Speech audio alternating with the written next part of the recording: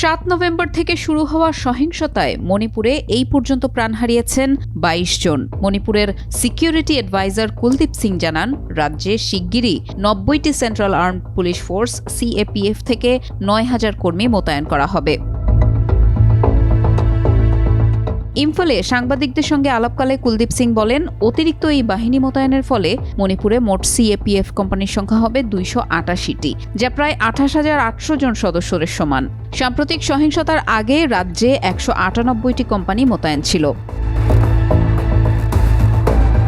তিনি আরও জানান, গত বছরের মে মাসে শুরু হওয়া জাতিগত সংঘাতের পর থেকে এই পর্যন্ত মোট 258 জন মারা গেছেন, যার মধ্যে সন্দেহভাজন সশস্ত্র ব্যক্তিরাও রয়েছেন।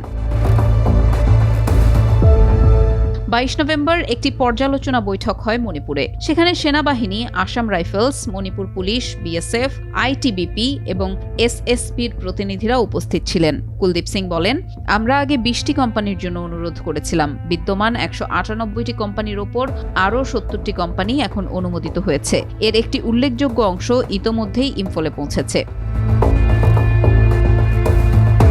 7 নভেম্বর থেকে চলমান সহিংসতার মধ্যে জিবিরামে মারা যাওয়া 9 জনই মেইতেই সম্প্রদায়ের ব্যক্তির মরদেহ শিলচর মেডিকেল কলেজ ও হাসপাতাল থেকে তাদের পরিবারের কাছে হস্তান্তর করা হয়। তাদের শেষকৃত্য জিবিরামে সম্পন্ন হয়।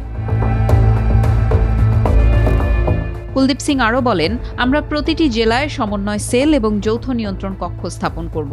এছাড়া রাজ্যে যেসব যৌথ নিয়ন্ত্রণ কক্ষ এবং সমন্বয় ব্যবস্থা ইতিমধ্যে চালু রয়েছে সেগুলোরও পর্যালোচনা করছি।